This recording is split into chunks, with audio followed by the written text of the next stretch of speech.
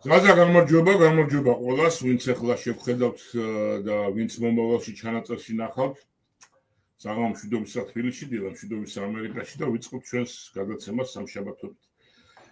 რა გითხრა, ზღაზა 31 მარტიდან დავიწყოთ რა, გუშინდელი დღიდან და საერთოდ ყველაფერთან, იმიტომ რომ ნებათაღელვაც გამოიწვია და მართალი გითხრა იმას გაცრუებაც და ასე შემდეგ. აი რას გამოყოფთ, საერთოდ რა ხდება, რატო არის ძალათარეულობა შექმნილი? გამარჯვეს თორნიკე, მივესალმები, ვინც გვიყურებს. დღეს საუბრობდით, რომ მე პირადად და ჩემგან ძალიან ბევრს არანაირი იმედგაცრუება არ გვაქვს ამ გუშინდელ დღესთან დაკავშირებით. ვინაიდან იმედგაცრუება პირდაპირ არის დაკავშირებული იმასთან, რა მოლოდინები. ხო, ესე იგი იმედი გქონდა რა ხან გაგიცრუდა, ხო? და თუ იმედი არ გქონდა. ხო, მაგას ვამბობ, მოდი ასე ვთქვათ, ეხლა რეალისტურად ვინც უყურებს ამ ვითარებას და ამ პროცესებს, ძალიან არასერიოზული იქნებოდა, რომ გუშინდლის იმედი ქონოდა, რომ რაღაც გეგმა დაიდება. გეგმა ისედაც ცოტა ისეთი ამ შემთხვევაში ხელოვნური მოთხოვნა, გეგმა გითხარი, ხო? მაგრამ გეგმა თუ გაქვს, ამ გეგმას ასხივებ, გეგმა თუ გაქვს, ამ გეგმას მიყვები, ეს იგრძნობა, ამას მიტინგზე თუ აქციაზე წაკითხვა არ ჭირდება ამ გეგმას, ხო? თუ გეკითხებიან გეგმა გაქვს თუ არა, ესე იგი არა გაქვს ეს გეგმა, ხო? და თუ საერთოდ დაკონკრეტება გჭირდება, რომ არა გაქვს და არც გექნება ეს გეგმა, მაშინ შესაბამისად არ ვიცი, რამდენად ხარ ბუნებრივად ამ ვითარებაში ლიდერი, ხო?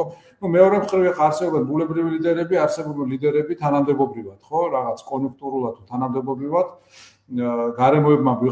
გარემოებმა ვიღაცას არ გუნა ბედათ, რომ აი ამ ნიშას მე ვიტყოდი ბედის ირონიით იკავებს, მაგრამ ნიშანდობლივი ერთი რაღაცაა, ხო? მაგალითად პაატა ბურჭულაძემ ჩაწერა ძალიან საინტერესო ლაივი წუხელ, ყველა მიყურეთ ალბათ, ძალიან ბევრმა ადამიანმა ნახა. ძნელია რაღაცაში არ დაეთანხმო, პრაქტიკულად ყველაფერს ვიზიარებ. ძალიან ძნელი საყურებელი იყო, როდესაც პაატა ბურჭულაძეს ან ნადიმ ხვალაძეს მიკროფონს უთიშავენ.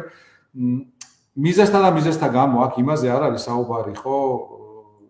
ეს პაატა ბურჭულაძე და ნადიმ ხვალაძეც ის ხო არ არის ვიღაც? არა, ხო, საერთოდ რა თემა არის ეს მიკროფონის გამორთვა და ანუ ვიღაც აი ხალხში გაბნეული უცნობი ადამიანები ხო არ არიან, რომლებიც ვიღაცის თქმით საბოტაჟს ეწევიან გამოსვლისა, ხო? ზურაბიშვილის არიან პატივსაცემი ადამიანები, ამ პროტესტთან ორგანულად დაკავშირებული ადამიანები, განსხვავებით იმათგან ხშირ შემთხვევაში, რომლებიც ცდილობენ მიკროფონი აკონტროლოს. მიკროფონის კონტროლი ახლა ბოლო 5-6 წელმა დაგვანახა რაღაც არაჯანსაღებნებაა, ხო? ანუ მიკროფონის კონტროლი ორივე ამ შემთხვევაში ხო სხვა მაცდა, მაგრამ ორივე დაამტკიცეს, რომ ორგანულად დაკავშირებული ჩამოვიდნენ, ასე ვთქვათ, სერიოზულ ფსონს, თავისი ცხოვრებას დადეს ფაქტურად ამისთვის და ეხა სიტყვის თქმა აღარ ეკუთვნით რაღაცა მე ნუ დაეთანხმები ბატონო. ხო, და ამ შემთხვევაში საუბარი იმაზეა, რომ ვიღაცებს ალბათ ეშინიათ განსხვავებული აზრის თუ ალტერნატიული აზრის, ეხლა ეს არასერიოზულია. რამდენად არის შესაძლებელი მიკროფონის ხელოვნური კონტროლით აკონტროლო განსხვავებული აზრი, ხო? რამდენად არის შესაძლებელი არაბუნებრივად შუა ლიდერი, ხო? რაღაც აი ესეთი მიკროფონი ვითარებაში, როცა აი თქვათ ესეთი კომუნიკაციის საშუალება, რამდენად არის შესაძლებელი, რომ საერთოდ დამალო რაღაც აზრი და დამალო რაღაცა, რა საერთოდ რამე დამალო რა. დამალოზე ალბათ არც აქვს პრეტენზია, აქ საუბარი იმაზეა, რომ რაღაც კონიუნქტურა შენარჩუნდეს ხელშეუხებლად და ამ კონიუნქტურის მართველი კულუარულად, კაბინეტურად, სალონურად, კუტოკურად, აი რაც გინდა დაარქვი, მაგრამ არადემოკრატიულად იყოს რამდენიმე ადამიანი, რომელსაც დემოკრატიულად ალბათ შანსი არ ექნებოდა, რომ იყოს იქ, სადაც არის დღეს. ახლა ამ ადამიანებს ღმერთმა ხელი მოუმართოს, ან არ მოუმართოს, მართალი გითხრათ, არ მაინტერესებს, მაგრამ თავად პროცესი ამით ზიანდება. ზიანდება იმიტომ, რომ როდესაც ბუნებრივი ქიმია არ არსებობს ლიდერსა და ხალხს შორის, იქ მერე საუბარი იმაზე, რომ ვიღაცას წაყვეს, აღარ გამოდის, ხო? ეხლა ჩვენ ვხედავთ პარადოქსულ ვითარებას, მათ შორის გუშინდელთან დაკავშირებით. მე არ მინახავს ეს ეპიზოდი, როდესაც აი ბევრი ლაპარაკი რასაც მოყვა, ხო, ვიღაცებს დაუყირიათ ზურაბიშვილის გამოსვლისას, მაგრამ მაგაზე არ არის საუბარი. რამდენად შენარჩუნებადია ეს ვითარება, რასაც ჩვენ ხედავთ, რომ ადამიანები საყვედურობენ ამომრჩევას, აი წარმოიდგინე რა, თორნიკე ბიზნესში არის ოქროს წესი, მომხმარებელი ყოველთვის მართალია. მომხმარებელი შეიძლება იყოს უსამართლო, შეიძლება იყოს ზედმეტად მომთხოვნი, შეიძლება იყოს აი კაპრიზული, ხო, რაღაც კაპრიზები კონდეს, მაგრამ მომხმარებელია რა, ანუ ბიზნესი თუ ხარ, ვალდებული ხარ მოერგო იმას, ვინც არის შენი პროდუქტის თუ სერვისის მომხმარებელი. პოლიტიკაში ერთ-ერთია ეს ახლა ამომრჩეველი შეიძლება იყოს გაუნათლებელი, შეიძლება იყოს განათლებული, შეიძლება იყოს ასეთი, შეიძლება იყოს, მაგრამ ამომრჩეველია და ამომრჩეველი ყოველთვის მართალია, ხო? საუბარი იმაზე, რომ ამომრჩეველი უნდა გააჩუმო, იმიტომ რომ ვიღაც პოლიტიკოს არ ეწყინოს, ან პოლიტიკოსი არ გაიბუტოს, ახლა ეს უბრალოდ არასერიოზულია და ნუ დემოკრატიასთან რო ახლოს არ არის, ამაზე ახლა თქვენ ნუ შევჩერდებით. ნიშანდობლივი იყო ის, რომ უბრალოდ დღეს მაინტერესებდა და დილას გადაავალე კიდე თვალე და IPN-ი არის ალბათ ყველაზე უფრო ისეთ სააგენტო საქართველოში, რომელშიც სადაც ყველაზე მეტი აი ესეთი მიმდინარე რუტინული ნიუსი იბეჭდება და პრაქტიკულად არ იყო გუშინდელი ჰედლაინები. პრაქტიკულად არ იყო. ეს უკვე ნიშნავს, რომ ნახევარსაათიანი სპიჩის განმავლობაში შინაარსობრივად ახალი ან არა ახალი არაფერი არ თქმულა. ხო, აქ საუბარი უნდა იყოს იმაზე და ჩვენც გვისაუბრია მათ შორის ამ ერთიანობაზე თუ ფრაგმენტაციაზე. ეხა წინა შეკრების დროს ითქვა, რომ რაღაც იქნება კოორდინაცია, ეხა იქნება რაღაც ახალი სახელი დაერქვა, მაგრამ ნუ ცოტა აი ადამიანს რაღაც სათქმელი რო არაფერი აქვს და სხვადასხვა სიტყვით თითქოს ერთ და იგივეს რო ატრიალებს იმას გავს რა. არ მინდა ხა ერთი რუსული ანდაზა გავიხსენო ამასთან დაკავშირებით, როცა რაღაცა არ გამოგდის, მაგრამ მაინც ვცდილობ, ხო? მაგრამ ძალიან მინდა რომ აი ეს პროცესი იყოს წარმატებული. მიუხედავად აი ჩავარდნებისა, რომელსაც ჩვენ ხედავთ და წარმატებული იქნება მხოლოდ იმ შემთხვევაში, თუ ყველა იქნება აქ, ყველა სტეიქჰოლდერი იქნება კეთილსინდისიერი. პირველ რიგში იმას გულისხმობ, რომ აი როდესაც ვიღაც ადამიანებს საყვედურობენ, რატო უსვამს საუმზურობიშვილს კითხვებს. ხო, როგორ შეიძლება უსაყვედურო მოქალაქეს რომელიც სვამს აბსოლუტურად ლეგიტიმურ კითხვას. ანუ როგორ შეიძლება მოქალაქე გააჩუმო? მე არ ვიძახი სხვა პოლიტიკოს, ხო ხედავთ რომ პოლიტიკოსები ამ კითხვებს არ სვამენ. სვამენ მოქალაქეები. და არიან პოლიტიკოსები, რომლებიც ამ მოქალაქეებს ხელზე უტყამენ თუ ტუჩებზე ულაწუნებენ, ასე ვთქვათ, ფიგურალურად რო გამოვიხატოთ და ეუბნებიან რომ ეს კითხვა არ დასვა, რომ ვიღაცას არ ეწყინოს. სინამდვილეში ძალიან მარტივია, აქ ერთადერთი ბუნებრივი გზა იქნება, როდესაც ახლა პოლიტიკოსი ცვლის პოზიციას თან პოზიციას ისეთ უпроსოდ კი არ ცვლის, არ გამოხატავს პოზიციას ისეთ არსებით საკითხთან დაკავშირებით, როგორც არის ომის დაწყება. სანამ ჩვენ შემდეგ ნაბიჯს გადავდგამთ, მნიშვნელოვანია რომ ამ თემაზე კონდეს რაღაცა ტიპის ახსნა. თუ საჭიროა ბოდიშის, ხო? ეს თემა საქართველოში დღეს არის ყველაზე მნიშვნელოვანი. რუსებმა ისე გააკეთეს, ისეთი კონjunktურა შექმნეს, რომ სპეციალური კომისიას გააკეთეს, ხო? ამ კომისიის სახელი არა, ერთგვერდიანი სახელი არის ახლა რაღაც კიდე უფლებამოსილებები და რაღაც დრო დაამატეს კიდე ვადა, რომლის პერიოდის უნდა შეისწავლოს და ძირითადი აქცენტი მაინც არის ომზე. რუსული დაკვეთაც არ არის, დაკვეთა კიდე რაღაც ლეგიტიმურობას გულისხმობს. პირდაპირ რუსული დავალებაა, რომ მოხდეს საქართველოს ისტორიაში ერთ-ერთი ყველაზე უფრო წარმატებული დროის პერიოდის დელეგიტიმაცია. პუტინმა პირდაპირ თქვა, რომ ქართველი ხალხი თვითონ გაასამართლებს სააკაშვილს და ცხადია, ხა ესენი ქართველი ხალხი არ არიან, მაგრამ ქართველი ხალხის სახელით სპეკულირება, ხო? სადღაც ოდესღაც მათ მიერ დაწერილ ისტორიის წიგნებში ასე უნდათ რომ წარმოჩინდეს, რომ აი ჩვენ თვითონ ვასამართლებთ, ოღონდ გაუგებარია რა სამართლებენ, ხო? ანუ თან იძახიან რომ რუსეთი აგრესორია და ოკუპანტია, მაგრამ ბოლომდე ვერ მიდიან ამაში, ხო? ანუ თან უნდათ რომ შეინარჩუნონ ოდნავი ილუზია რომ ისინი პატრიოტები არიან, მაგრამ ეს შეუძლებელია. ერთ-ერთი ჭკუჭყოლოფმა იპოვა არგუმენტი, რომ ესო ომიო რუსეთმა დაიწყო სააკაშვილის ხელითო რა, ესე იგი, აი ესეთი ფორმულირება გააკეთა. მაგაზე რა მახსენდება, იცი? კგბ-ს ჰქონდა და გემახსოვრება ალბათ ჩემი არ იყოს 90-იან წლებში კგბ-ს ჰქონდა გენიალური ცუდი გაგებით ამ შემთხვევაში ჩვენთვის დამღუპველი გენიალური კლიპი.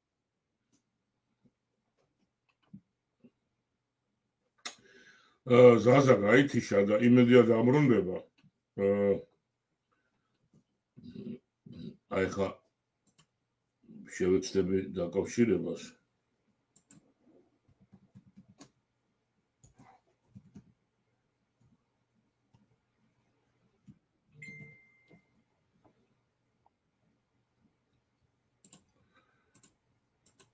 ხო, გაქრი რაღაცა ზაზა. ხო. ალო? ხო. ხო და მოსავდი 90-იან წლებში ეგეთი კლიშე იყო დასაწყისში. ადამიანების დასაბნევად შემოგდებული ძირს გამსახურდია შევარნაძის თუ შევარნაძე გამსახურდიას ბინძური ალიანსი. ხო, მაგარი რამე იყო რა ეგ. აი ცოტა ეგეთი რაღაცაა, რომ პუტინმა დაიწყო სააკაშვილის ხელით. მოდი ახლა რომ სერიოზულად თქვათ რა. ყველამ საკუთარ თავში და გულში ჩაიხედოს შექმნის დღიდან ეგრეთ წოდებული ქართული ოცნების და სინამდვილეში რუსული ოცნების პოლიტიკური დნმ არის ის, რომ საქართველოში აი ეს ომი დაიწყო ჩვენმა ხელისუფლებამ, ხო? მათი პოლიტიკური დნმ არის, რომ თავს თუ დახრი, თუ წაიყუზები, თუ მტერს ყველაფერს შეუსრულებ, მაშინ მტერი შენ კარგად მოგექცევა, თავზე ხელს გადაგისვამს, ვორონცოვივითან ჟავანაძესავით კორუფციაში ლივლივის საშუალებას მოგცემს და ყველაფერი იქნება კარგად. ეს არის ქოცური დნმ, ეს არის მათი მწამსი. სხვა არაფერი არ იციან, სხვა არაფერი არ შეუძლიათ. კალაძე იყო, რომელიც ამბობდა, რომ კალაძემ სხვადასხვა და ქოცებში პირველი ადგილი დადო, გრან-პრი აიღო რაში, იცი? 2012 წელს არჩევნებამდე რამდენიმე კვირით ადრე ერთ-ერთ წინასაარჩევნო შეხვედრისას ქალს ეუბნება, რომ დიახო, შენმა სააკაშვილმა დაიწყო ომიო და მე ის ქალი რაღაც პასუხს სცემს და ეს ეუბნება და საერთოდ რა მნიშვნელობა აქვს ვინ დაიწყო ომიო? ანუ ხვდები ხო? ეს რა და საერთოდ რა არსებაა, რომელიც გეუბნება, რომ თავდაცვითი ომიც კი არა ლეგიტიმური, ანუ მტერი მოვიდა დაგესხა, უკან შენი სამშობლოა, შენი ოჯახია, შენი ქვეყანაა და ეს გეუბნება, რომ მაინც ცუდია, მაინც არ უნდა იომო, მაინც ეს არის ხოცობა, მაგრამ ძალიან ნიშანდობლივია, რომ საკუთარ კარში გოლები გქონდა ამ კაცს რა ეხა მამაზეციერი ვერ დამარწმუნებს ახლა ის ორი გოლი ისეთი ლამაზი გოლი იყო ორივე ავტოგოლი ხო აი რომ მაგან არ ითამაშა ტოტალიზატორზე და მაგ ორ გოლზე კაი მაყუთი არ მოხია ხო ვიცნობთ ამის მორალს არა ავიცი ძალიან ბევრია ამაზე იმიტომ რომ ეს არ იყო შემთხვევით რომ ფეხი დაგიცდება ან შემთხვევით რომ ჩაჭრა აი ორი ლამაზი გოლი გაიტანა საკუთარ კარში მაშინ ხო და ეს არის ამ ხალხის მორალი საერთოდ და შესაბამისად საუბარი იმაზე რომ დაუბრუნდეთ ისევ სალომე ზურაბიშვილს ახლა ადამიანს როცა უნდა რომ ეროვნულ მოძრაობას გაუძღვეს წინ რუსული რეჟიმის წინააღმდეგ იმას იგივე არ უნდა კონდეს ნალაპარაკები რასაც რუსული რეჟიმი ამბობს და თუ ნალაპარაკები აქვს მაშინ უნდა გამოვიდეს ახსნას და ბოდიში მოიხადოს ეს არის 2x2 4 და ვინც გეუბნება რომ ჩვენ ამაზე კითხვას არ უნდა დავსვათ და უბრალოდ ბრმად უნდა გავყვეთ მათ ერთი უბრალოდ არ იციან დემოკრატია როგორ მუშაობს და მეორე არ გააჩნიათ სწორი мотиваცია რა მათი мотиваცია არის რომ სადღაც ღუმელთან თუ მაგიდასთან ისხდნენ როდესაც სალომე ზურაბიშვილი ვიღაცას შეხვდება თუ რაღაც ხეირს გამოკრავს ხელს საზოგადოების ინტერესში ეს არ არის საზოგადოების ინტერესში არის რომ ჩვენ გამთავისუფლდეთ აი ამ რუსული ადმინისტრაციისგან რომელიც დღეს საქართველოს მოაჯდა თავზე სუფთა პრაგმატულად ვიმეორებ ხო სალომე ზურაბიშვილი ხო ვიცით ახლა აი გუშინ ინგაი გრიგოლიასთან იყო და იქაც კი ვერ გასცა პირდაპირ პასუხი კითხვას ვინ დაიწყო ომი ხო რუსეთი ყოველთვის აგრესორი იყო აი რაღაცნაირად განაზოგა და რა ყოველთვის აგრესორი იყო ვინ დაიწყო ომი და თუ რუსეთმა დაიწყო ომი წიგნი რატო დაწერე მაგაზე რომელიც რუსებმა წაიღეს ჰააგაში ხო თქვი მოიხადე ბოდიში დასვი წერტილი და მე რაც გვინდა მე განაცხადე პრეტენზია ლიდერობაზე ხო იცი რა ჩვენ არა გვაქვს იმისი ძალიან ისეთი რესურსები გვაქვს რა სალომეც ერთ-ერთი ნაწილია ამ ჩვენ იმისი და მოგვეცი რა საშუალება რომ გეთანაფშროთ ეხლა ერთი მინდა ერთი დეტალი ახსნა იცი რა რაღაც აი სააკაშვილის მიმართ რა გასაგებია თქო ზოგს პოლიტიკური რაღაც პრეტენზია ზოგი მაგრამ ესეთი ავანტყოფური წინააღმდეგობა რომ არაფრის დიდებით არ თქვათ თავისუფლებას სააკაშვილს ეს რატო არის გადაულახავი ესეთი რა აი რა მოხდა თქვა იდგეს ხალხი მიტინგზე რომელიც ითხოვს სააკაშვილი თუ არ გათავისუფლდა საერთოდ ვის როგორ ათავისუფლებ მაშინ სხვებს როგორ ათავისუფლებ სააკაშვილის გარშემო რაღაცა ცოტა არ მესმის ეს რა მომენტია ესეთი რა შერჩევითობა პოლიტიკურ პატიმრებზე საუბრისას რბილად რომ თქვა უხერხულია ზნეობრივი თვალსაზრისით ამორალურია და პრაგმატული თვალსაზრისით სრულიად წამგებიანია. ჩიხია აპრიორი რო თქვა, ხო? როგორ შეიძლება რომ ამ ქვეყანაში ვიღაცების მიმართ ლეგიტიმური კითხვების დასმას გიგზავნდნენ, ცუდი ტონი იყოს, ხო, ხა ეს არ დაუსვა ეს კითხვა, თორე ჩვენ უხერხულ მდგომარეობაში ჩავარდებით და ვიღაცებმა სულ ბოდიში უნდა იხადონ კაცო, ხო? ანუ ეგ არასწორია ელემენტარულად, ხო? ვიცით პოლიტიკური კრიტიკა, ვიღაცამ პოლიტიკური პასუხისგებლობა უკვე აიღო, ზოგი ანუ გადაირჩიეს, ზოგი ციხეში იჯდა, ზის დღემდე და ვიღაცას ყველაფერი ეპატიება ამის ფონზე და რაღაც ძალიან არასწორია ამ სურათში, ხო ხარ? ეს არ არის სწორი მიდგომა, სულთა პრაგმატული თვალსაზრისით. ვიმეორებ, ჩვენ ყველას ჩვენი მორალური სტანდარტი გვაქვს, სხვა, ხო, განსხვავებული აქვს, ღმერთმა თავის ამბავში გაუმარჯოს. მე შეიძლება არ ვეთანხმებოდე, მაგრამ თუ ჩვენ გვინდა რუსებისგან გათავისუფლება, მაშინ ეგ სტანდარტი არ გამოგვადგება, რომ აი ვიღაცის პლაკატი დაიჭირო და ვიღაცის არ დაიჭირო. ანუ მე ვიმეორებ, როდესაც წლების წინაც, ხო, ანუ ციხეში ისეთი ადამიანები ისხდნენ, რომლებსაც შეიძლება ერთმანეთი არ ევასებოდათ. წინა ხელისუფლების დროს. მაგრამ ჩემთვის ორივე პოლიტპატიმარი იყო და მართლა ესე იყო, ხო? იმან ეხა რა გააკეთა, მეორესთან რა ურთიერთობა აქვს და ასე შემდეგ, ეს ჩვენთვის ამ შემთხვევაში დიდ სურათში სრულიად უმნიშვნელოა და რაც შეეხება აი იმას ხო რატო საიდან მოდის ახლა ჩვენ ძალიან მარტივად ტრიგერდებით აი ბანძ სოციალურ კომპლექსებზე. რუსებმა ეს ძალიან კარგად შეისწავლეს და რა ვიცი 90-იან წლებშიც კაპიტალიზდნენ ამაზე რუსები და ბოლო 15 წელიაც ამას 5 წელია ამას ძალიან აქტიურად ამუშავებენ. ხო ხა მახსოვს ერთი 20 წლის წინ მოხდებოდა ალბათ ეს დიალოგი წინა ხელისუფლების პირველი წლებია რა ეს რა დროა იცი აი ბიძინა ივანიშვილი რო ამბობს რომ პირველი ვადა ძალიან კარგი იყო აი ბევრი ხოცი რო გეტყვის რომ არა პირველი ვადა კარგი იყო და მერიაურიეს ხო აი ეგ დროა და ნუ შემხვდა ადამიანი რომელსაც აი რაღაცნაირად ფიზიოლოგიურად ძულს მაშინდელი პრეზიდენტი სააკაშვილი ხო და უბრალოდ ამაინტერესა რა ხა მაშინ არ იყო რა მეგობრული ფორმატი იყო საუბრის და კითხე რომ აი გავიარეთ ერთი თემა რაღაც საგარეო პოლიტიკა სწორია რაღაც პატრული გააუქმა ძაღლობა გააუქმა პატრული შექმნა სწორია ოვირი გააუქმა რეესტრი გააკეთა სწორია აი ბევრ რაღაცას მივყევით რა და ბოლოს აი ვატყობ რომ ბრაზდება იმიტომ რომ აი რაღაცნაირი რაციონალური სათქმელი არ აქვს და ჩარჩენილი მაქვს ეგ ეპიზოდი რა და მითხრა შენო გინახავსო როგორ ჭამსო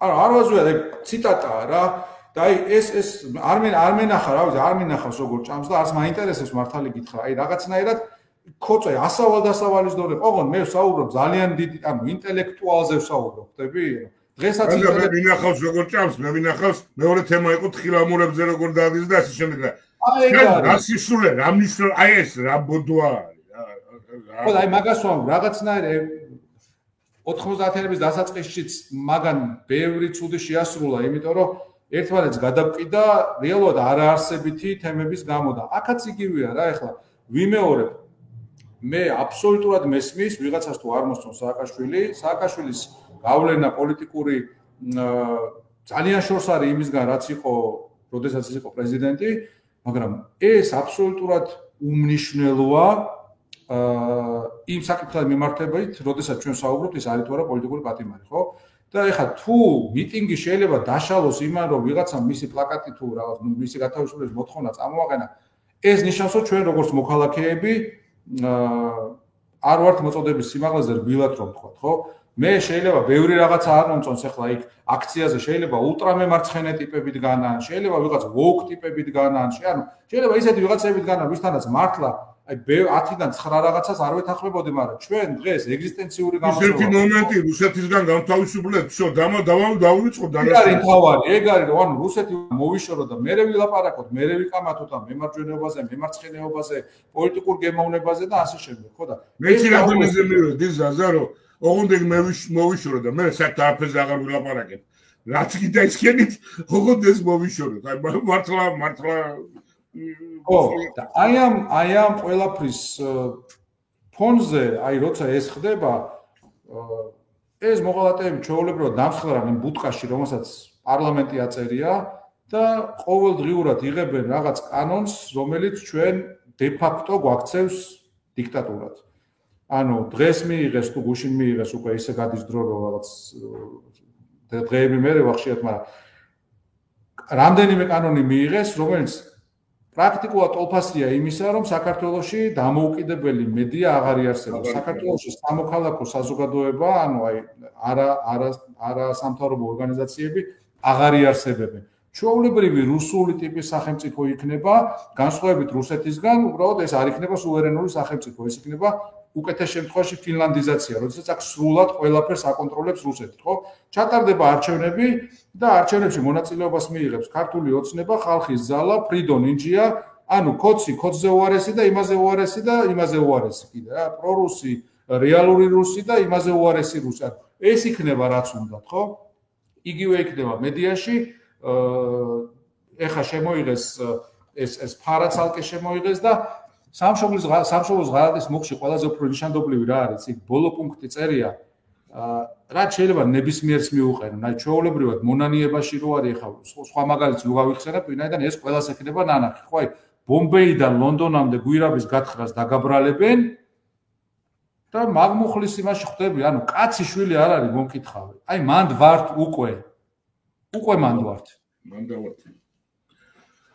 კარგი, მოდი ცოტა რაღაცები მინდა კითხო ახლა შეფასება არ ვიცი, საერთოდ კომისია რომელიც შეიქმნა მართლა რა სახელი აქვს. რა დეტალი მინდა კითხო, იცი? ესეთი გამოიწვია გენერლების დაკითხვა და საერთოდ როდესაც ვინმე სულ ერთია ვინ ერთი მაინც აცხადებს ბოიკოტს არმიდის და მის საქმეს პროკურატურას გადასცემენ. მაშინ რამდენად მორალურია საერთოდ იქ მისვლა? ანუ ხო არ არის რაღაცნაირად აი მობოიკოტეს პრაქტიკულად ხელმოწერა, რომ აი მიეცეთ ის დაიჭირონ კაცო, მე ხო გეთანამშრომლები. ბოიკოტს ხო მაშინ აქვს აზრი, როდესაც სოლიდარულია და ერთიანია. შტრაიკბრეხერი როგორც კი გამოჩნდება, ფუჭდება ხოლმე საქმე და ესე უნდა განვიხილოთ ამ იმათ აქვს არგუმენტი გენერლებს რატომ მივიდნენ, მაგრამ აი შე როგორ უყურებ ამ სიტუაციას რა? ხო, მე ანუ ცუდის თქმა არ მინდა ნამდვილად, იმიტომ რომ ანუ ეს არიან ადამიანები, რომლებსაც საქართველოსთვის უბრძვიათ. არა, ხო, აი უბრალოდ აი ამ კუთხით ვამბობ. ცუდი და ხო, როდესაც საუბარია რაღაც ზოგად შეთანხმებაზე, სამწუხაროდ არ ყოფილა აი რაღაც ზოგადი შეთანხმება, ამდენად ყველა ინდივიდუალურად წყვეტდა და წყვეტს, აი ამ რუსული ტროიკა თუ რამდენის ხედან იქ აი ამ რუსების წინაშე წარსდგებიან თუ არა.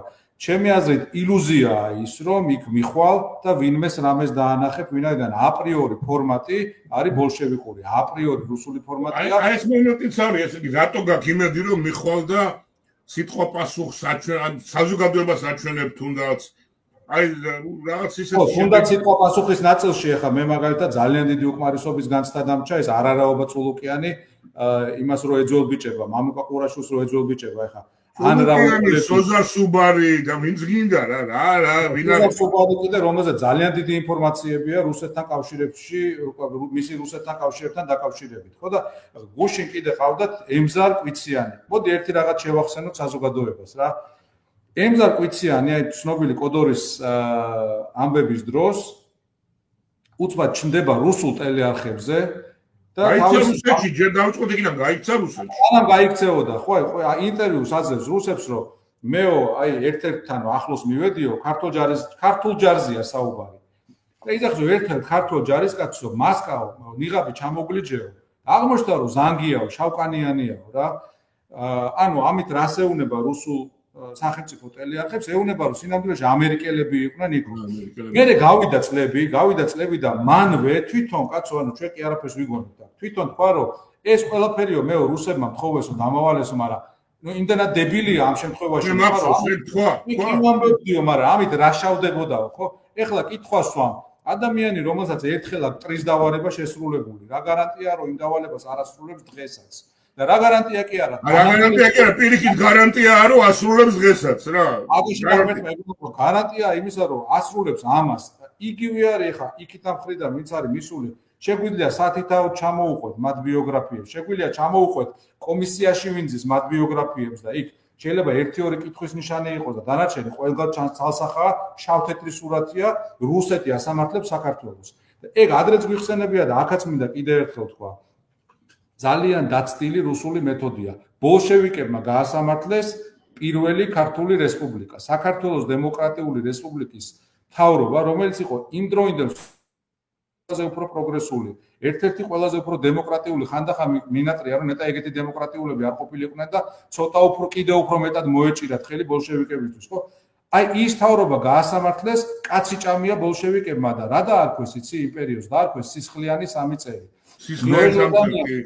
ნოე ჟორდანიას და ნოე რამიშვილს ეძახდნენ მკვლელებს, ჯალათებს და მწამებლებს. გეცნობათ ხო ესა? ანუ ერთი და იგივე არაფერს არ იგონებენ და იგივე ხდება დღეს. პუტინმა ხო თქვა რომ თვითონ ქართველი ხალხი იზამს ამასო და თუ გავიხედავთ უკრაინისკენ ანალოგიურ ტექსტებს ვისმენთ უკრაინაზე, რომ თვითონ უკრაინელი ხალხი გაასამართლებს ზელენსკის. აი, ზუსტად ეგ არის, რომ ზელენსკის არალეგიტიმურობა, მოღალატე და ასე შემდეგ და ასე შემდეგ. ზუსტად. აი, რა ყონჩია ზელენსკი არალეგიტიმური ან მოღალატე? კაცი იცავს საკუთარ სამშობლოს. ზაზა, მაგაზე როგორ შეიძლება ვინ ამბობს ამას? პუტინი რომელიც ლეგიტიმურია, საერთოდ ცხოვრება არის მაგისი ლეგიტიმური დაბადებიდან. ანუ კაცი რომელსაც ანუ ეგეთი კაცი ჭამია როგორც პუტინია 21 საუკუნეს არ ახსოვს. ანუ მე შემილია შემდეგი რამდენიმე წუთი უბრალოდ მოუყვედა ალბათ კარგი იქნება რომ აი გავიხსენოთ რა რეები აქვს ამ კაცს ნაკეთები. ხელისუფლებაში მოვიდა იმით რომ ბომბები ანუ ააფეთქა საცხოვრებელი კორპუსები მოსკოვში, ვოლგოდონსკში და ბუინასკში. ეს კორპუსები ააფეთქა, იქ დაიხოცა ჩვეულებრივი რუსი მშვიდობიანი მოსახლეობა. დააბრალა ეს ჩეჩნებს და გამოიყენა იმისთვის, რომ ჩეჩნეთში დაეწყო ომი. ჩეჩნეთში რო შევიდა 200-დან 250,000 კაცამდე დახოცა მაშინ იმ მეორე ჩეჩნური კამპანიისას. ამ ომის ფარგლებში ხა ჩეჩნებს წინააღმდეგობა ჰქონდათ, მათ შორის ამ წინააღმდეგობის პირობებში ზოგიერთი ჩანერგილი ტიპიც იყო. იყო ეგეთი კამპანია ეპიზოდი ნორდოსტში, ხო? ნორდოსტი იყო ეს კინოთეატრი მოსკოვში, რომელიც აიღეს ჩეჩნებმა და აიყვანეს ძევლად 250 კაცი. ეხლა რა მოხდა მან? შეაგდეს რუსებმა მომწამლავი ხუთავი მომაკვდინებელი გაზი ყველა მოსკოვის ამბავსყოფი ხო ნორდოსტყვები წარმოიდგინეთ ტერორისტებმა მოკლეს ერთი ადამიანი ანუ შეგვიძლია დაგუგლოთ ის ამბავი ტერორისტებმა მოკლეს ერთი ადამიანი ტერორისტს არ ვამართლებო ერთმა დამიფაროს მაგრამ რა სახელმწიფოა რა როგორი მართველი არის ეს ავადმყოფი ხო უბრალოდ იმისთვის რომ 8 ტერორისტი მოეკლა 250 თავისიანი უბრალოდ მიაყოლა. ერთი წამით არ დაფიქრებულა. მერე იყო ბესლანში ეს ბესლანის ამბავი კიდევ უფრო საშინელებაა. ბესლანის ასევე ტერორისტული თავდასხმა იყო და ძევლად აიყვანეს 1 სექტემბერს მთელი სკოლა და რუსები მიადგნენ და დაბომბეს ეს სკოლა და 300 ბავშვი მოკლეს. ისევ რამდენიმე ტერორისტის მოსაკლავად 300 ბავშვი გაჭირს. ანუ ეს არის აი რაღაცნაირი ავადმყოფი დამნაშავეზე უარესია ხო ესეთი რამე წარმოუდგენელია თანამედროვე სამყაროში და აი ამას ემონება ივანიშვილის რეჟიმი ამის მიმართ აქვს პიეტეტი ამის მიმართ აქვს პატივისცემა და ასეთი სახელმწიფო რო დაგესხმება თავს და შენ რო თავს იცავ იმ ადამიანს არათუ არ უთანაგზნობენ არა ტრად მიაჩნიათ ხოც ეზიზღება ზელენსკი რატო? იმიტომ რომ ზელენსკისნაირი ადამიანის ფონზე ხოცი უფრო მეტად ჩანს როგორც არარაობა, რომელსაც უნდა რომ აი ხა გრეჩიხას ეთერი იყო ამასინა თუ გახსოვს რა. ეს მართლა არარაობა გამოდის და რუსიო დაგვესხას თავსო ჯერო ავტომატს ავიღებ და ამათ დავხოცავო ჩვენზეა საუბარი. მე მიუბრუნდები იმას, ოღონდ ჩვენ რო დაგხოცავს, მე იმას საბრძოლოდ კი არ მიუბრუნდება. მე მიუბრუნდება და დაუწვება იმას, უბრალოდ იმას დამნახავი არ უნდა. დამნახავი არ უნდა თორე ეგ კინტოები რისი მებრძოლები არიან ხო არა მაგაზე აღარც მინდა წარმოვიდგინე ესე იგი რომ შემომივარდება ავტომატიანი გრეჩი ხა ესე იგი სასაცილოდ არ ყოფილის ეგ ისა კი ბატონო აი ეგეთ მაგავე მიმართულების ხალხთან ყოფილა ასეთი დიალოგი როდესაც აი გრეჩიხები რო ზენიტში იყვნენ ხო 2007-2009 წლებში მახსოვს ეს დიალოგები საუბარი იყო იმაზე რომ აიო ჩვენო ისეთ ჰუმანურები ვართო რომ აფხაზეთის დაბრუნებაო და აფხაზეთში ჩვენი დაბრუნებაო ერთი ადამიანის ნაკაცრად არ გვიღებსო კაი ბატონო აი მისაღებია მაგრამ მე გაგრძელდა ეს საუბარი და 5 წუთში გეუბნება რომ იარაღს ავისხამ და დაგხოცავთ აი ეს დღეს ვინც მაგას აი ეხლა უბრალოდ ესეთი ლირიული გადახვევა მინდა გითხრა რა უცნაურია ეს საქართველოს უახლესი ისტორია აი მე პირადად მე ესეთი რამე მახსოვს სააკაშვილი პირველ ჯერზე რო იყიდა ვაკეში დეპუტატად კენც აი უბრალოდ რიგს გეტყვი რა მაშინ აქტიურად მონაწილეობდი ამ სიტუაციაში აი უბრალოდ აბსურდულობის სიტუაცია. შევარდნაძემ თქვა, რომ ეს პირველ რიგში გამოვიდა ეს ჩემი ბიჭია ხვამიაცით. შევარდნაძე. მე სააკაშვილი გამოვაშინა და მე პირადად წავედი მაშინ ჯაბაიოსემიანი ციხეში იჯდა და ასე ვთქვათ შეუთანხმე რომ ჩვენ მხარს დაუჭერთ სააკაშვილს ხოში ახლა ჯაბა ციხიდან მხარს უჭერთ სააკაშვილს გრეჩი ხა ხო სათა ოფისი სააკაშვილის საარჩევნო შტაბი იყო მაშინდელი იმისი რა ქვია ტიბისის ბანკის ჭავჭავაძეზე ტიბისიმ გამოყვა შენება და გრეჩიხა იყო საარჩევნო შტაბის უფროსი სააკაშვილი. აი როგორი ვინიგრეტია ნახე რა წარმონაქმნია ეს ყველაფერი და აი ერთიანობა მაშინ იყო თუ იყო კი სინამდვილეში. არა ის არის და აი მართლა რაღაცა საოცარი რამეა. ეხლა დღეს 45 წუთი გვაქვს 15 წუთი დაგვრჩა სამწუხაროდ და მინდა რომ კითხვებსაც რაღაცნაირად რეაქცია მივცე. აი ეს ლევანი ისეთი ერთგული მაყურებელია ჩვენი და დიდი მადლობა ლევან ამისთვის. ამ კითხვას სხვადასხვა იმებს და ზაზას კითხება აუცილებლად რა რომ ბატონ ზაზას ერგნეთის ბაზარზე იქნებ შეეკითხოთ ბატონ თორნიკ ეს ერგნეთის ბაზარი ეს შენ გესმის რაღაც კომპლექსური კითხვაა არა იქ იყო ლაპარაკი რომ აი მოსკოვს ეგრეთ დაარღვიეს კავშირები მეორე ამბობდა რომ ეს იმედი რაღაც აი ამაზე ამ მოვლენა თუ გახსოვს საერთოდ და რას აა კარგად მახსოვს ეგ და ნუ ორი მხარე აქვს ერგნეთის ბაზარს ერთი მხარე ის არის რომ კი ბატონო, რასაც ამბობენ, იყო რაღაცნაირი კავშირებსაც გააჩნია, ხო ერგნეთის ბაზარი იყო ყველაზე დიდი შავი ხვრელი ქართულ ეკონომიკაში. ის რომ პენსია იყო 14 ლარი, ეს 14 ლარიანი პენსია ვერ იგდებოდა, დიდწილად იყო მათ შორის აი ერგნეთის ბაზრის გამო, იმიტომ რომ ერგნეთის ბაზრიდან შემოდიოდა ულევი რაოდენობის კონტრაბანდული საქონელი. აქედან ბიუჯეტში არ შედიოდა არაფერი, ვიღაც ტიპები, კონკრეტული კორუმპირებული ტიპები მდიდრდებოდნენ, მაგრამ ბიუჯეტში არაფერი არ შედიოდა, რაც ნიშნავს, რომ ხელფასი ვერ გაიცემოდა, პენსია ვერ გაიცემოდა, გზა ვერ შენდებოდა, ანუ ვერაფერი ვერ კეთდებოდა, ხო? ანუ ეს აი ამ ერთიან ჭრილში უნდა დავინახოთ ახლა დღეს რუსკოცები რო გამოდიან და რაღაც ის მამა აბრამის ბატკანად რო გამოყავ თავი, გეგონება რომ აიმე რაღაცა ის გადაწყვეტილი იყო პრაქტიკულად ყველაფერი და ეს დაანგრიესო, არ იყო ასე. ეს იყო დიდი კორუფციული ხვრელი. იგივე ხდებოდა, ეხლა არ ეხსენებენ მაგას, მაგრამ იგივე ხდებოდა აფხაზეთში.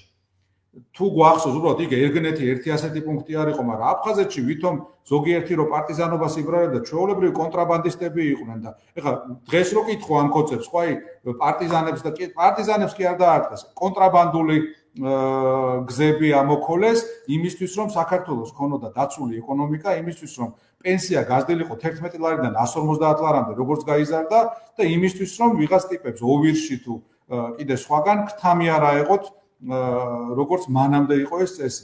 ამიტომ ვიმეორებ, ეხლა მან კომპლექსურად უნდა შევხედოთ ყველაფერს, მე ეხლა არ გამოვდგები იმისთვის, რომ ყველაფერზე დავეთანხმო და ნამდვილად არ ვეთანხმებოდი ყველაფერს, იგივე ეხლა წეღარ რო ახსენე, მას საერთოდ არ ვიყავი სააკაშვილის ამორჩეველი და არც მერე кайხანი. მაგრამ ვიმეორებ, ამას უნდა შევხედოთ კომპლექსურად და უნდა შევხედოთ კონტექსტში. შეიძლება ვიღაცას მე და შენ მაგალითად კონდეს უფლება მორალური და პოლიტიკური რომ ვიკამათოთ და თქვათ რომ აი რაღაცა არ მოგწონს, მაგრამ დღევანდელ რეჟიმს, რომელიც 100%-ით რუსულია, რუსულ დავალებებს ასრულებს, რომელიც ქართულ სპეცნაზელებს და სპეცრაზმელებს ან ხოცავს, ან იჭერს, ქართული ჯარის ინფორმაციას რუსებს აწვდის, ქართული სადაზვერვო და კონტრდაზვერვის ინფორმაციას რუსეთს აწვდის და ერთ დღეში ჩავარდა აფხაზეთში მთელი ქსელი, როდესაც ესენი მოვიდნენ ძალიან მალე, როდესაც საიდუმლო ობიექტებზე ტრისტან წითელაშვილები შეყავ და ასე შემდეგ, ხო? ამათ არა აქვს არაფერზე ლაპარაკის უფლება, ესენი რუსები არიან. ესენი დისკვალიფიცირებული არიან იმაზე, რომ ისაუბრონ ერგნეთის დახურვა სწორი იყო თუ არასწორი იყო, ესენი თვითონ არიან მეორე მხარე. აი ამაზეა საუბარი, რა თორე ჩვენ კეთილსინდისიერმა მოქალაქეებმა, ამ ქვეყნის პატრიოტებმა შეგვიძლია ამაზე ვიკამათოთ და დავასკვნათ, რომ რაღაც სწორი იყო ან არ იყო სწორი. ეს სხვა საქმეა.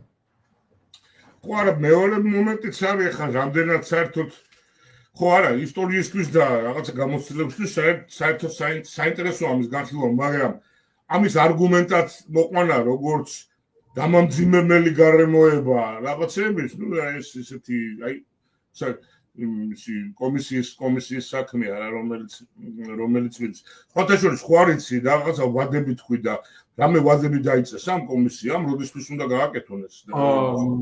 წყაროს ვერ გეტყვი, მაგრამ ახსოვსო თითქოს 5 მაისისთვის აპირებენ ამის დასრულებას, რომ პუტინს 9 მაისისთვის საჩუქარი მიართვან.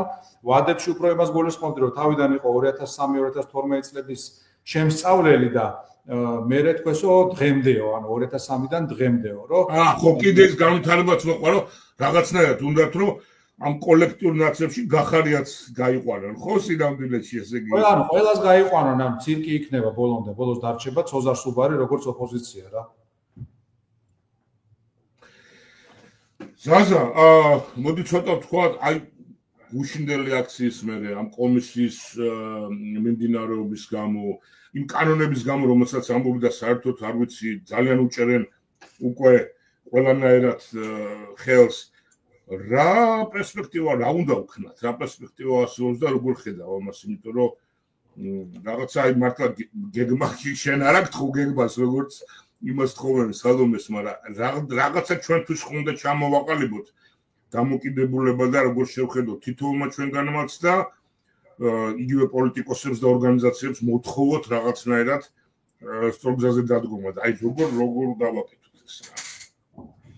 ჩვენთან ვითარება პირდაპირ არის მიბმული საერთაშორისო კონიუნქტურაზე, არავინ არ მოიტყუოს თავი, ახლა კი მესმის რომ ძალიან ისე ჟღერს, რომ აი ჩვენი ბედი ჩვენთან წყდება, რა თქმა უნდა ჩვენი ბედი ჩვენთან წყდება, მაგრამ ჩვენი ბედი ჩვენთან როგორ წყდება, გარემოებები რა არის, რა ფაქტორები მუშაობს აი ამ დროს, ეს არის პირდაპირ მიბმული საერთაშორისო ვითარებაზე და საერთაშორისო კონიუნქტურაზე. ამასთანავე ვიღაც ხუმრობდა, რომ ჩვენთან აღარ არსებობს ოპოზიცია, ჩვენთან დარჩნენ დისიდენტებიო, ხო აი როგორც საბჭოეთისას, მაკეთ მივდივართ ძალიან მალე, აგერ თავარი დაიხურა, ფორმულას ძალიან უჭირს და საიდუმლო არ არის. პირველიც რამდენი ხანი გაძლებს არ ვიცი. ნინო ჯანგირაშვილი წერდა დღეს, რომ კავკასიასაც ძალიან გაუჭირდებაო გადარჩენა, ანუ პრაქტიკულად დამოუკიდებელ მედიას ანადგურებენ, რჩება სოციალური მედია, სოციალურ მედიაზე უკვე არის და ითქვა, რომ აპირებენ ამის დარეგულირებასაც, ანუ ვირანი ვხდებით ჩვეულებრივად მაგნაცილში, როცა სოციალურ მედიაშიც ვეღარ გამოთქვამ შენს აზრს. ანუ ესე იგი საქართველოში რუსეთივით VPN-ით თუ მოусმენ იმას ნახავ YouTube-ს ან რაღაც. ანუ ეს არის ძალიან ახლო პერსპექტივა, რაც იმას ნიშნავს, ანუ მე მგონია, რომ ერთი რაც შეიძლება სწორად თქვა, სალომე ზურაბიშვილმა და არ ვიცი რამდენად სწორად ჩამოვაყალიბა, მაგრამ ალბათ ეგ იგულისხმება, რომ უნდა გადავრჩეთ, სანამ ჩვენთან ისევ იქნება იმის საშუალება, რომ ჩვენ ბრძოლა განვაახლოთ, აქტიური ბრძოლა, ხო? ეხლა ეს ბრძოლაზე როცა ვსაუბრობ, რაზეა საუბარი? აქ ძალები კი არ შეიცვლება, უბრალოდ აი საერთაშორისო კონიუნქტურა განსაზღვრავს იმას, ვიღაც პირუტყვი პოლიციელის ფორმაში ჩაცმული, იქნება თუ არა იმის დუხზე, რომ ჩვენ გვცემოს, იქნება თუ არა იმის დუხზე, რომ ჩვენ დაგვაპატიმროს, თუ ექნება იმის შიში და რწმენა, რომ ამას მოეთხოვება ხვალ. აი ეგეთი რაღაცა განასხვავებს იქნება გარდამტეხი, ხო? ამაში ძალიან მნიშვნელოვანი იქნება უკრაინა-რუსეთის ამბები და ამერიკის პოზიცია. ასევე ძალიან მნიშვნელოვანი იქნება ევროპის ხელახლა ახალი როლი და ევროპასთან დაკავშირებით აი მერცის პოზიცია ძალიან მახარებს, ვინაიდან არის ასეთი კარგი ლიდერი, ასეთი ქარიზმატული ლიდერი, ასეთი სწორი ლიდერი, განსაკუთრებით რუსეთთან მიმართებაში გერმანიას ბოლოს როდრის ყავდა, მე არ მახსოვს. ამის იმედი გვაქვს, ასევე იგივე ვითარება არის და ეს ადრეც ვახსენეთ ინგლისსა და საფრანგეთში. შესაბამისად, ეს ყველაფერი არის იმის წინაპირობა, რომ საშუალოვადიან პერსპექტივაში ყველაფერი კარგად იქნება, ხო? უბრალოდ თავარი არის, რომ ეხა აი ამ არ მინდა ისევ ამერიკულ თემაზე გადავიდე, მაგრამ თავარია, რომ არ ჩამოგვეშალოს ყველაფერი, იმიტომ რომ ვიღაცას ამერიკულ თემაზე ბიუჯეტის დაბალანსი მაინც მინდა კითხო, აი მეგობარი აქთან დაკავშირებით რა. რამდენად ინსტრუმენტია და ხელშესახები რაღაც არის ჩვენ დასახმარებლად. აი როგორ უყურებ ამას? ძალიან კარგია, მაგაზე ორიაზე არ არსებობს, მეგობარი აქტი არის ქართული ხალხისთვის გამოწვილი მეგობრული ხელი. უბრალოდ თავისთავად ცალკე აღებული მეგობარი აქტი არ იქნება იმისთვის საკმარისი, რომ საქართველოში რუსეთი დამარცხდეს. რუსეთი უნდა დამარცხდეს, რომ გაიწოვოს ეს და რუსეთი პირველ რიგში უნდა დამარცხდეს უკრაინასთან. უნდა დამარცხდეს ეკონომიკურად, უნდა დამარცხდეს უკრაინაში. მოდი ტრამპზე კარგიც თქვა, ხო, ეხა 2 დღის წინ რო თქვა, რომ თუ დავრწმუნდიო, რომ მაიმუნობს პუტინიო, ეხა მაგას არ ვიცი რა დარწმუნება უნდა, მაგრამ ნუ რო თქვა უკვე კარგია, თუ დავწმუნდი რომ აიმუნოს პუტინიო. მე როგორი გავცდა მაქვს, იცი რომ სულ ცდილობს რაღაცა ასე ვთქვათ, ადვილი გამოსავალი იპოვოს და რაღა ვერ გავიგე რა მართალ გითხრა თუ დავწმუნდი. არა, ნუ 25%-იან ტარიფებს დავადებ რუსულ ნავთობპროდუქტებზე, ხო? მეორე ტარიფები ძალიან კარგი იქნება თუ გააკეთა. მეორე ტარიფებს რასაც ეძახიან, მაგრამ ნუ არ ვიცი, აი ეს მოლოდინი რაღაცნაირად ხოლმე დასრულდეს ანიქით და ჯერჯერობით აი გაუთავებელ დუღილის პროცესში ვართ რა. ამ პუტინმაც კიდე მე პუტინის ძალიან გააბრაზოს რა რაღაცნაირად ბოლომდე მიიყვანოს ეს თავისი ნაძირულობა რომ რაღაცნაირად გამოიწვიოს ეს ხო. ნუ ეხლა რო შევხედოთ ამას ძელვადიან პერსპექტივაში და შორიდან რო შევხედოთ დემოკრატიას აქვს ამისი მინუსები და მთავარი მინუსი არის ის რომ დემოკრატიაში ლიდერები საარჩევნო ციკლებში აზროვნებენ ხო. სანამ ამ პუტინი არის 99 წლის ბოლოდან რუსეთის პრაქტიკულად ერთპიროვნული რეკორდი მოხსნა თუ არ ვიცი რაღაც ძალიან რეკორდი არა მაგრამ ახლოს არის რა ნუ მალე იქნება სტალინი რამდენი ხანი იყო ხო რა ეგრეა დაახლოებით ხო და ამასობაში ამერიკაში რამდენი პრეზიდენტი გამოიცვალა რამდენი ადმინისტრაცია შეიცვალა და რუსული პროპაგანდა და ადამიანის მიამიტურობა განაპირობებს იმას რომ ყოველი ან თითქმის ყოველი მორიგი ხელისუფალი ამბობს რომ მე დავალაგებ რუსეთთან ვერ დაალაგებ ამ რუსეთთან, უნდა ისწავლო ისტორია, რომ მიხვდე რომ რუსეთთან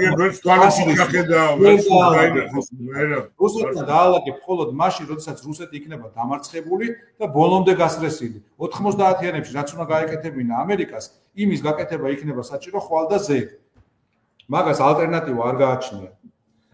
ერთი ბოლო კითხვაც არ მინდა რომ უყურადღებობაში ჩამითვალო მაყურებელმა თურქეთზე კითხულობენ ზაზა რამდენად საქმის კურსში ხარ და იცი იმიტომ რომ თურქეთი ნუ ჩვენი მეზობელია და მართლაც სერიოზული რამეა თურქეთი როგორ წავა და თურქეთი ცდილობს რეგიონში რეგიონალურ ლიდერობას აი ეს ბოლო მომენტები რა ვიცი როგორ შევხედოთ ამას თურქეთში ჩვენ ხედავთ 100 წლიანი ქემალისტური ტრადიციის დასასრულს ჩვენ თვალწინ დასრულდა თურქეთი როგორც სეკულარული სამხედრო დემოკრატია ასე ვთქვათ, ხო? დასრულდა, შენ ფიქრობ შემოუბრუნებლად? 2016 წელი იყო თუ არ ვწდები, როდესაც ერდოღანმა აღკვეთა ის გადატრიალება, მანამ პრაქტიკულად 10 წელიწადში ერთხელ თურქეთში ხდებოდა სამხედრო გადატრიალება და სამხედროები თურქეთს აბრუნებდნენ რაღაც ჭეშმარიტ ქემალისტურ ასწორებდნენ ერთად კი. ისევ გაქრა ზაზა ძალიან საინტერესო საუბარი ქონდა, აი მომბრუნდა. არ ვიცი რა შობა. ეს ამჯერად იყო ის შემთხვევა, როდესაც ეს ტრადიცია გადაწყდა და არა მხოლოდ გადაწყდა, არამედ ამის შემდეგ ერდოღანმა პრაქტიკულად წელში გატეხა ის სამხედრო ისტაბლიშმენტი, რომელიც რეალურად მანამდე 10 წლეულობის მანძილზე მართავდა თურქეთს, ხო, მიუხედავად იმისა, ვინ იყო პრემიერი და ვინ იყო პრეზიდენტი. და ეხლა ბოლო კვირებში რასაც ვხედავთ ამ ყველაფრის დასასრულია ეხლა რაზეა საუბარი მისი მთავარი კონკურენტი რაღაც მე არ მინდა რომ შინაარსობრივად შევიდე მათ ვინ მომწონს ვინ არ მომწონს მაგრამ დიპლომი გაუუქმა ეხლა ხო რა დიპლომი გაუუქმა მე თქვა რომ უდიპლომოკაციო ვერ დადგებაო არჩევნებშიო და მე ამ ეგ რო გააკეთა და ეს დაიჭირა მე იმის ადვოკატიც დაიჭირა მე ქუჩაში ხალხი რო გამოვიდა 2000 კაცი დაიჭირა და ამ ვითარებაში ახლა ჩვენ მართლა უნდა გავძოთ, იმიტომ რომ წარმოიდგინეთ ახლა ჩვენთან ზოგიერთი პოლიტიკოსი დაჭერილია ზოგს ბილად რო თქვათ, ცუდად ექცევიან, ხო? ანუ არაადამიანური მოპყრობის ფაქტები იყო 500 კაცი არის ნაცემი, ნაწამები ამ ბოლო თვეების განმავლობაში. არ ვიცი რა ხდება, რატო ითიშება ხოლმე საზას ხო, რა ვიცი რაღაცა ისეთი ვითარება მოდის რომ ეხა შეიძლება საქართველოს უბრალოდ რაღაც სკოლიოში ძლივს მიაღწიოს მოხსენიებას. ხო, იტყვი არ ვაი თურქეთში ეს მოხდა, რუსეთში ეს მოხდა, უკრაინაში ეს მოხდა და სხვათა შორის აი საქართველოსშიც ვიღაც ოპოზიციის ლიდერი დაიჭირა. არავს ამ სიტუაციას კი. ხო, ანუ შესაბამისად ჩვენ სუფთა პრაგმატული კუთხით ამიტომაც არ გვაწყობს ეხა ჩვენ გვინდა თურქეთი რომელიც იქნება ევროპასთან ინტეგრირებული, რომელსაც ეყოლება ძლიერი არმია, რომ დააბალანსოს რეგიონში არაკეთილმოსურნე ძალები, მაგრამ თურქეთი, რომელიც ისე იქცევა, როგორც რასაც დღეს ვხედავთ, მიუხედავად იმისა, შიგნით რას ნიშნავს ეს მათთვის, ხო? უბრალოდ ჩვენთვის ნიშნავს, რომ კიდევ უფრო ქვემოთ დავიწევთ რადარებზე. რაც რუსებს, რა თქმა უნდა, აწყობთ. ივანიშვილს აწყობს, პუტინს აწყობს, რაც საქართველოს, რაც ნაკლებად იქნება საქართველოს ნიუსებში, მისთვის ეს არის გადასარევი. ეს არის მათი მიზანი. სხვადასხვა ივანიშვილმა დეკლარირებულად თქვა ეს 2012 წელს და თუ რამეს ასრულებს, ეს არის ჩვენ და სამწუხაროდ. ზაზა, დიდი მადლობა. ბევრი კითხვა იყო უკაცრავად ზოგიერთი გამოტოვე, მაგრამ სინამდვილეში ზაზამ შინაარსობრივად პრინციპში საუბრა იმ თემებზე, რომელიც გინდოდათ. რა ვიცი, აი ესეთ მდგომარეობაში ვართ, რეალობას თვალი გავუსწოროთ და ნახოთ, შეგატყობინებთ აუცილებლად ორკვირიანი ციკლით გავალთ თუ შემდეგ სამშაბათს, თუ რაღაცა მოხდა ისეთი, რომელზეც აუცილებელი იქნება რეაქცია, შევიპირებ ზოგადად შემდეგ სამშაბათს გავალ და თუ არა და შემდეგ სამშაბათს ვერ შევძლებ, აქვე უნდა გითხრათ, ყველა არ შევიპირებ, მაგრამ ორ კვირაში კი ბატონო და დიდი მადლობა თორემ. არაფერს, რა მადლობა პირიქით, დიდი მადლობა საინტერესო საუბრისთვის და ჩართვისთვის. მოგებით, მოგეხმარეთ, გამოიწერეთ ვიდეო, გაუცელეთ ჩვენი პოდკასტი.